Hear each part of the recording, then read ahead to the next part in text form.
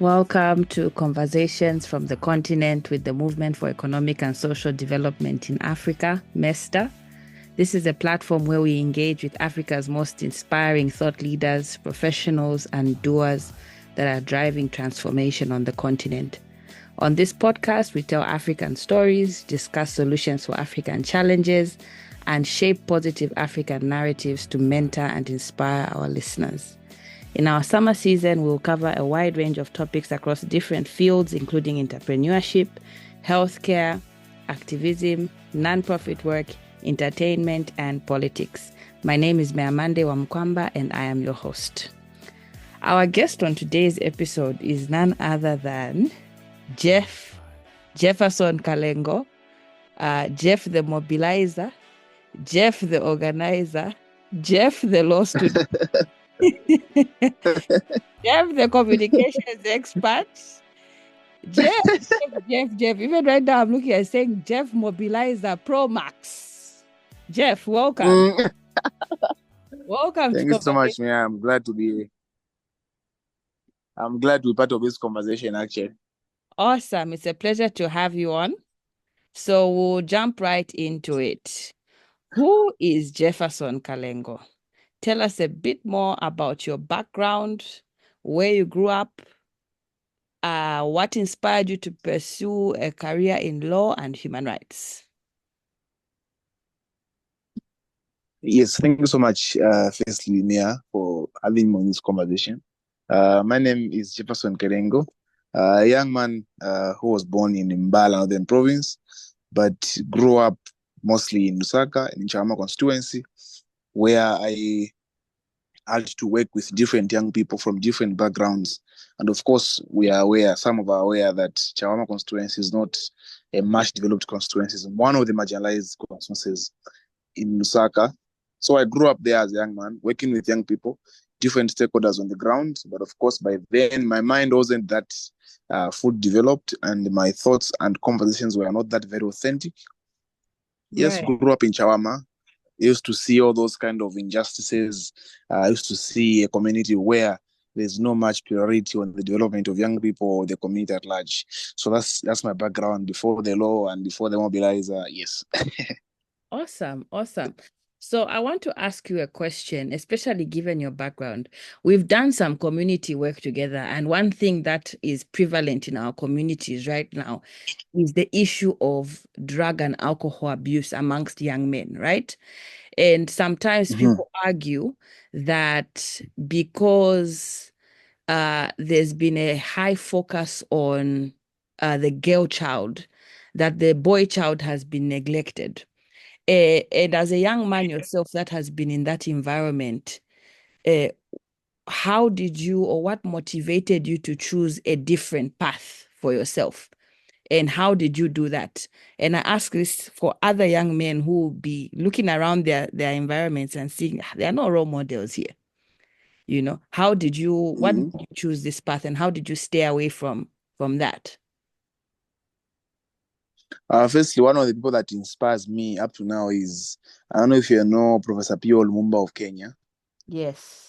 Yeah, yes, I used to listen to his speeches almost every day. I had no songs in my phone, actually. I had only his speeches. So it's one of the people that I used to listen to. It's weird, eh? No. I understand you. So I used to listen to him more on a daily basis to gain the motivation, the energy, especially that when you are in an environment where not in an environment where 98% of the people are not really intending to focus on their career or push any agenda. All they know is that Tinafika Payapa. So I think also me, even that contributed because I had to take time to begin to learn more about what others are doing outside my own environment. And also I gained the motivation to say, no one will do it. If I don't do it, no one is going to do it. Of course, the government can come in, the stakeholders can come in, but 98% of responsibility was on me, and I realized that, and I began to push that direction without any distraction. Amazing. So how do you, even as we go deeper on this, essentially what you are saying is seeking out mentorship, even if the mentorship may not necessarily be in your community, right? So we Yes. are lucky to have the internet, right? And you know, what you're speaking on and what you're touching on is very important because I think it also speaks to my journey when I'm in the dying years of being a youth, but in the early years of Yeah. my in the early years of my youth, you know, it's very important sometimes to realize that even if you can't see what or who you want to be immediately around you, you can seek out role models and mentors even virtually, you know, and it can make all the difference, right? Because, you know, the importance of mentorship, I think, is seeing somebody be who you want to be. That does something for you, Yes. right? So it takes off that button in your head, like, so it's actually possible for a human who looks black, who comes from a background like me, who's African like me, who's never stepped on a plane like me, who's never even really been in any, you get what I mean? This person can move Yes. my background to become this thing. So it's not just I'm not crazy. This thing can happen, right?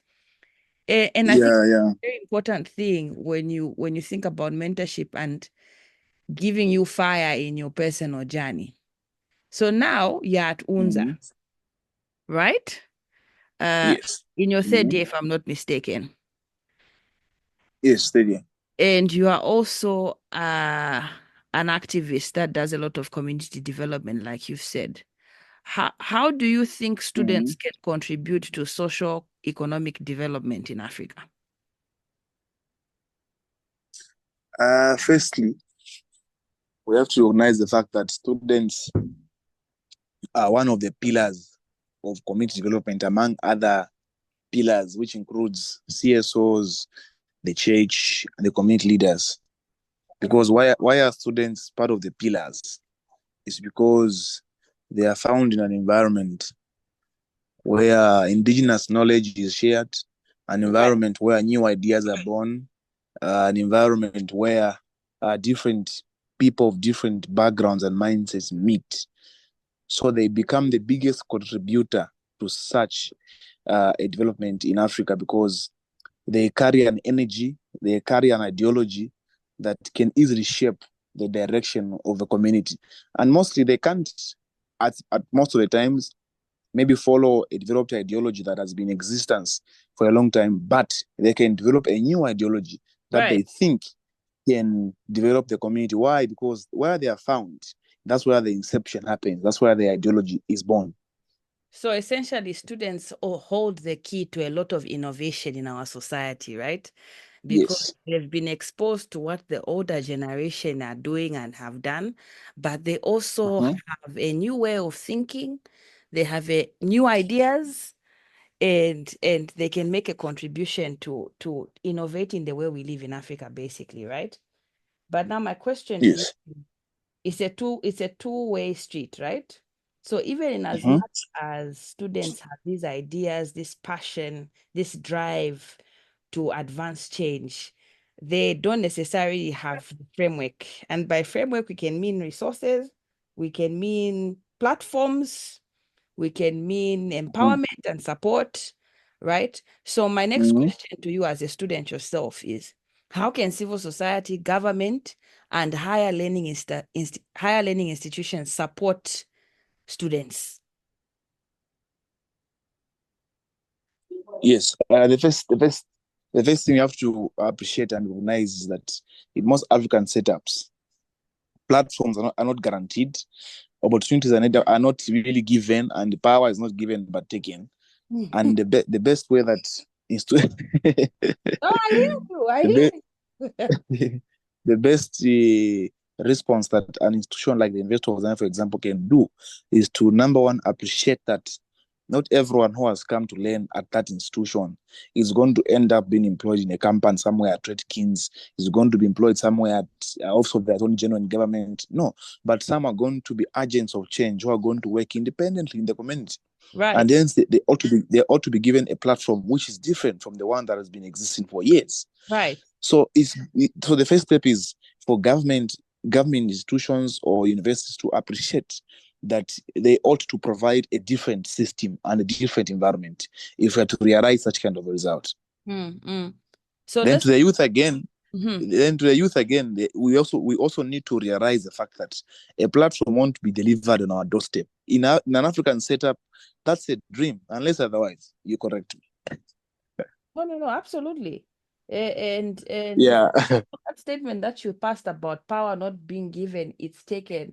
I think it rings very true, especially in the African context where there's a big presumption that leadership is for adults. And by adults, Mhm. I mean the elderly, let me put it that way. And sometimes you may find Mhm. that a person can be talented, educated, brilliant, but the fact that they are young, they're not taken seriously because people feel like, ufunika wakula first, you need to grow a bit, you need to mature a bit before you can contribute to this conversation. So I agree with you completely when you say, young people need to get into this space understanding that uh you have to take ownership and take the space. I think it was Benna Boy's mom who said this, and it rang true with me. She said something, she was Mhm. accepting a speech somewhere, and she said, one thing, people, I may misquote her, but this is the gist, right? She said, one thing that Mhm. young people need to understand is that, when you enter a space, people are not going to open the door for you. And a lot of people, young people, make that mistake of thinking that when you get into the space, people are going to be 100% welcoming. She said you have to push through the Mhm. door and you have to make room for yourself. There's no one who's going to come and just open the door for you and give you a chair, unless there's an ulterior motive. But you have Exactly. you have to you have to take that space. You have to push the door in. You need to show your relevance, and it's important for young people to know that, right? So let's Mhm. talk about challenges. Even as we talk about pushing through the door comes with challenges.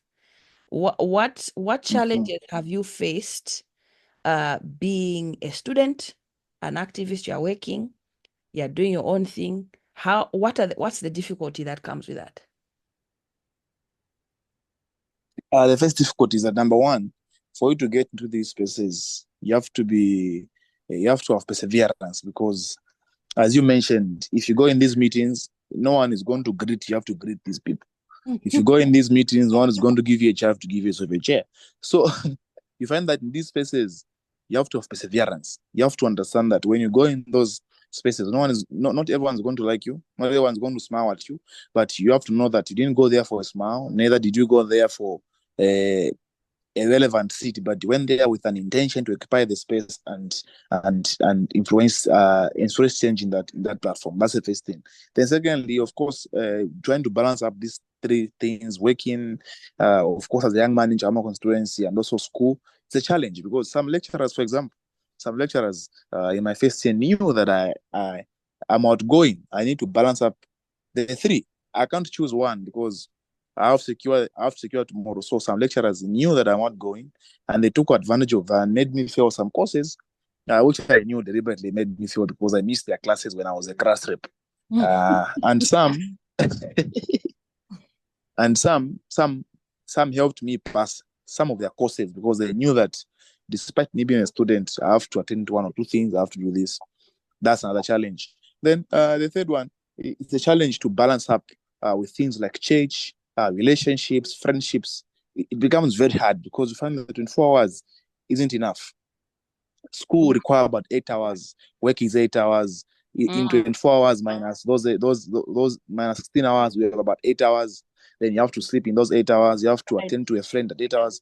So you find that the schedule is quite busy, and you end up missing an opportunity to connect with a person, to engage with Right. family, such.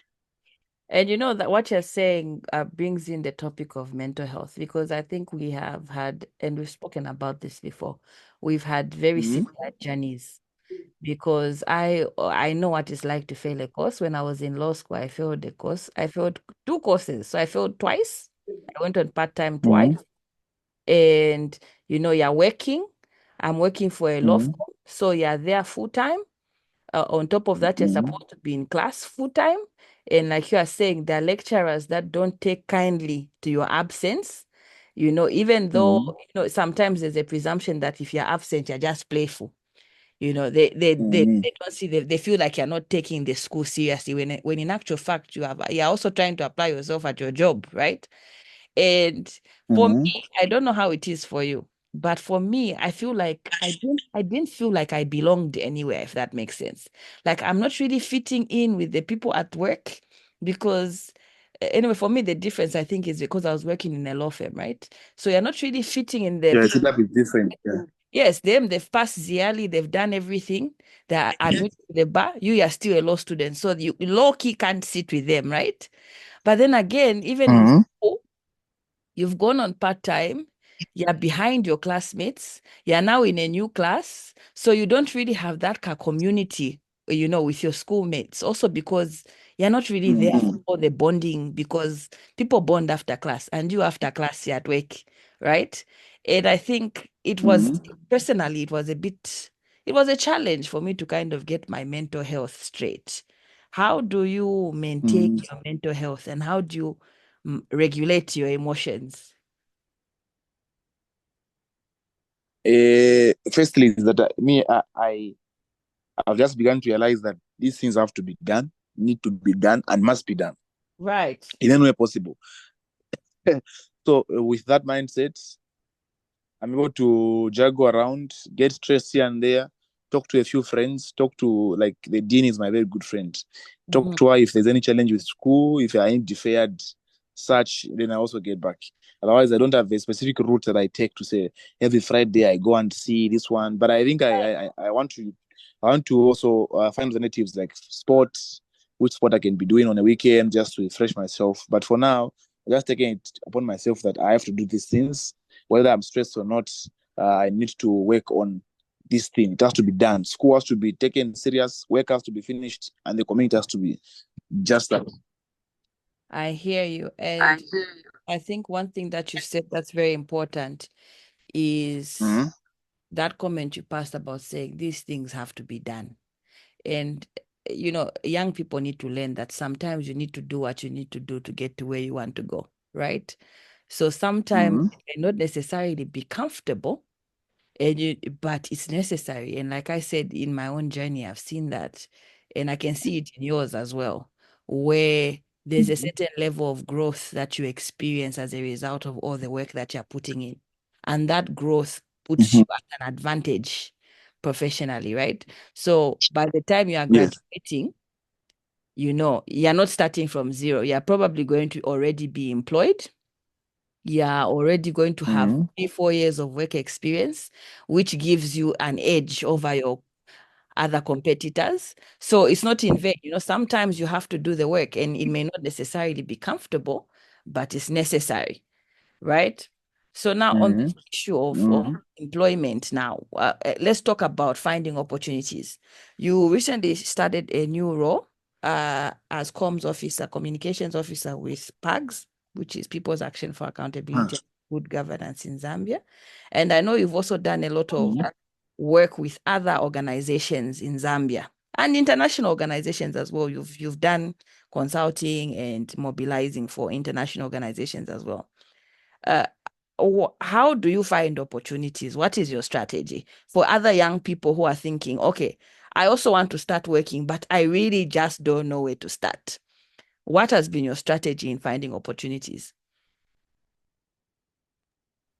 Yes. On that one, my strategy is that I don't know how you can term it, but for example, have you mentioned I've mobilized, I've helped international organizations like Action Aid, Fight Inequality, CSPR, Dakonaya. Half of these opportunities, they were never advertised. They never called me. I had to take myself in the office and tell them this is what I do. Right. I have a skill in this. Do you have anything that I can do? For example, bloggers of Zambia.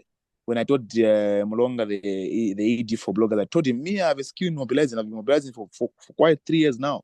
I can mobilize for events, for campaigns, for your digital rights meetings. And so far, I've mobilized for them about 10 meetings that have been successfully been managed, including the this year's Lusaka Internet Meetup where we met. So you find that most of these opportunities, they were not advertised. They were not actually given to me. I had to follow them and ask them. Right. In short, I had to create a platform where I present my skill. You know, there's something I like saying all the time where I say, this is the era of building our own tables, eh? So I think in the past, the scramble was like for limited seats at the already available, right? But now it's two things, right? The first thing is being able to build your own table. And for you to do that, you need to have a sense of awareness. You need to know your strengths. You know what I mean? Which is then the second thing, which is like when you know your strengths, you become the best at it, right? And people want people who can make things move. So if you're a young person, passionate, you're organized, and you can make things move, that is the best way you can create an opportunity for yourself. You know, especially as a student, you don't have a CV, so you haven't worked in many places.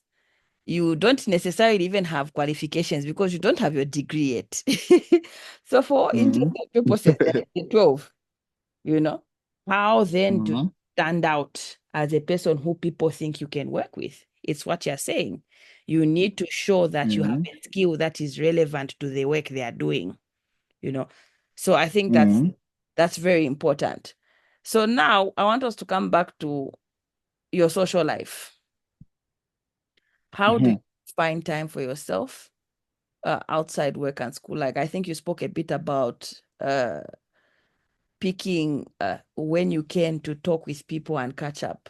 But, you know, even against the backdrop of the conversation on mental health, what strategies or what recommendations, even if they're not things that you are not necessarily doing right now, but in terms of the term of things, right? Because we've spoken about working hard, but all work and no play makes Jeff a dull boy. You know? So you at some point, you know, when you're building, you need to do what you need to do there. But for the long term, what are your thoughts towards easing into now a social life and finding time for yourself outside work and school?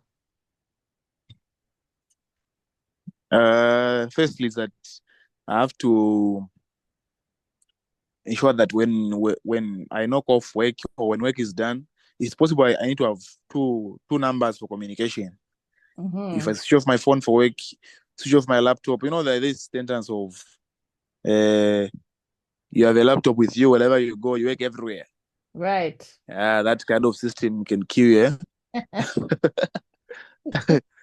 So if possible, when it's work hours are done or there's no agency, you just I start switch off the phone for work, switch off the email for work, and get to the soft mode for me now, me and myself now. If it means I say on Saturday, no work, I just need to go and visit a friend, go to the gym. I think such can work also to put a strict discipline to say on Saturday and Sunday, no working. You know, one thing that helps me, I turn off notifications on my phone. Because I think cell phones also keep you on, or they keep you on 24/7. You know, you'll be sleeping, you hear ping, you just want to check what's up.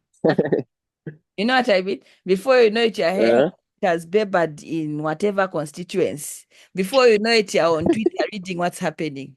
Before you know it, there's an email that has come. Before you know it, you're now planning a trip.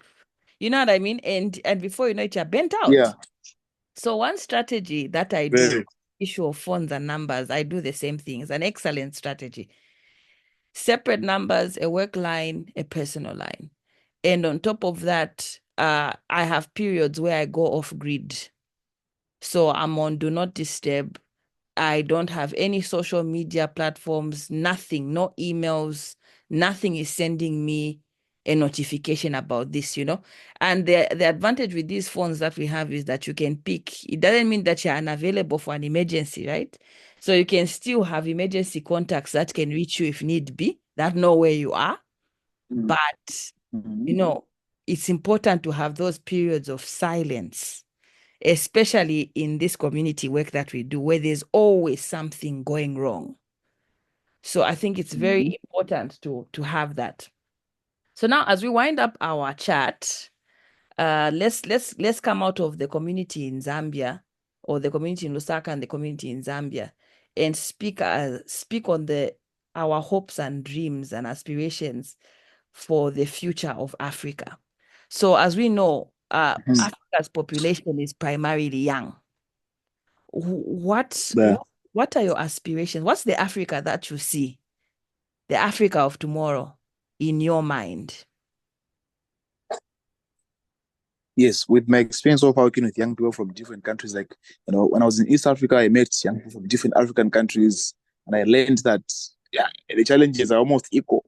Young people, when I was in South Africa, I just found that, even here, things like unemployment, things are like lack of proper education. So my aspirations of the young African, actually, I have intentions of not working in Africa when I, maybe years to come, is that we need to have an Africa where there are proper systems that have been put in place, whether in the employment sector, whether in the legal sector, in the educational sector, that allow for young people to flourish as young people. What we have now currently is a systematic syndrome that has been put in place. I don't know who put it. I won't blame anyone, but we have an odd system that shapes us into something that is not helping us.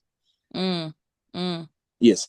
So my aspiration is to see an Africa where a system is being developed from a new system where even the young people themselves, they begin to input that shapes the young people to respond to the current needs of Africa. At the moment, we are only a few young people who can respond to changes that are happening now, like AI. How many of us can respond to AI? Only a few. Why? Because we have been shaped in a way that we respond to the traditional happenings, traditional events that happens. Yeah. So that also, I think, is my biggest aspiration. Awesome. And now, how do you tie that to recommendations to young Africans? So like you are saying, you go to East Africa and you realize, the challenges are similar.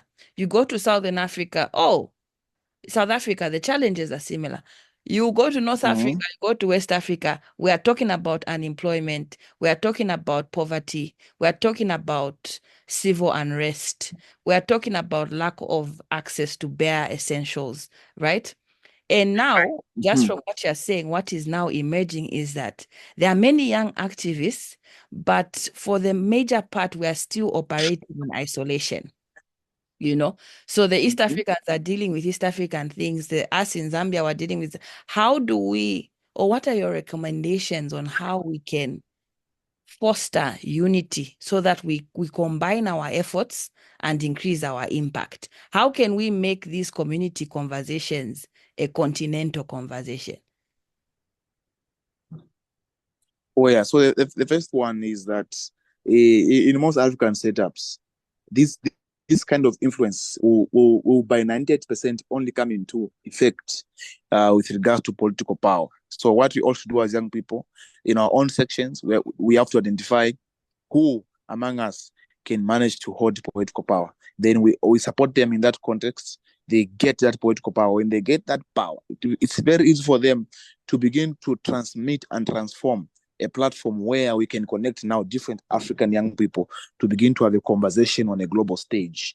Apart from a political power, it's very hard to have that conversation at the moment. So the first step is young people also realize and find a strategy that is going to ensure that most young people in most African countries have access to political power, because it's only then that you can now make decisions such as, can we host a forum in Africa or in Kenya, in Uganda, only for young Africans who are politicians. Only such can happen if you have that power. But if we remain the way we are, where we have powers, of course, we have knowledge, we have resources here and there, but we don't have political power, it's hard for us to connect that conversation at an African stage. I hear you, and I totally agree. And before, as we wind up our question, I think my last question to you would be to ask you to speak to students. Mhm. I think your path, it inspires girl children, but it also particularly inspires the boy child, right? What are your parting words to young Zambians, young South Africans, young Angolans, Nigerians, Egyptians that are listening and they say, you know, even people that are already maybe even battling addiction and have been in this bad lifestyle for some time, but they feel like, I want to do better for myself and I want to have a similar path. Where do I start from? What would be your final words of inspiration and motivation?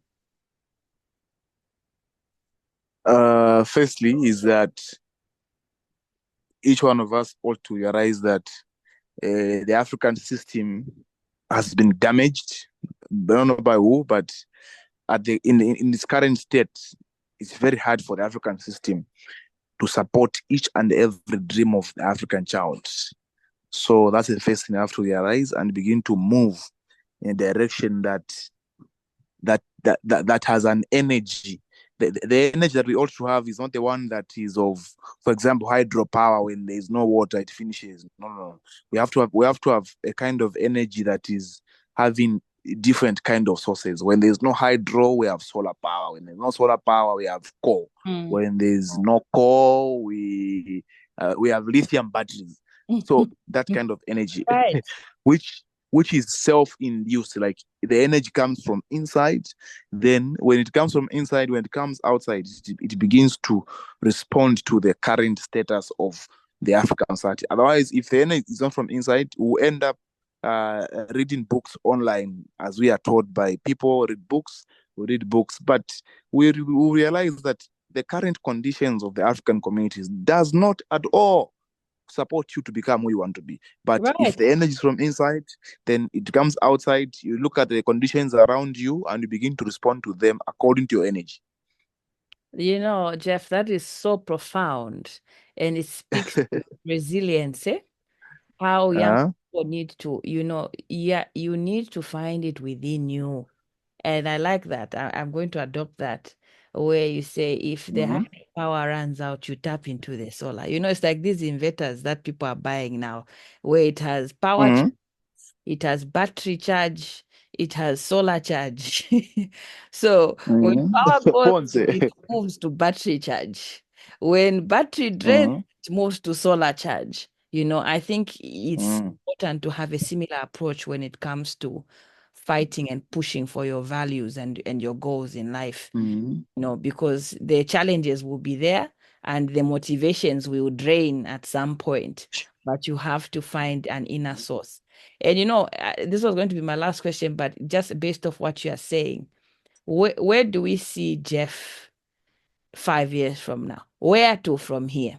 Because you're in third year, you're graduating soon. What are your aspirations in your personal life going forward? Firstly, not much interest to do litigation as a lawyer. I think that one, yeah.